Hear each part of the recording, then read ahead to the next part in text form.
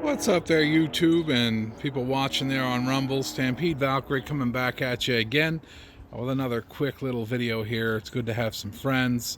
This time I actually have one coming in that got me finally this retaining band. The light's been sitting for a long time needing a retaining band. I figured I'd give the dome a little bit of a polish, maybe a wet sand, and get it done. So there it is. I believe it's a Model 99 series, maybe 994. I'm not a big wheeling guru. Figured to get this powered up, I'll just give you the walk around tour on it. Came out pretty well.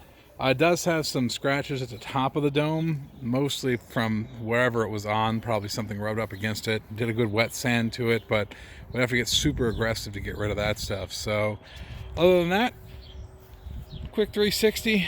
I think it's a Whelen 994. The band on this is not correct, but it's the right band for this type of beacon. So it may not be the correct model, or at least the sticker's not the correct model, but fits this beacon. So here we go. Let's go ahead and power this up and be right back. And there we go. She's powered up, she's turning, and she's burning.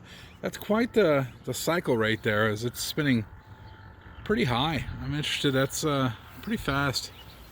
So as we move this down, give you a little bit lower view, not a bad beacon at all, which is surprising coming from me, that I'm actually acknowledging something wheeling is not bad. Anyway, keep this one short. There it is. Red, clear in sequence.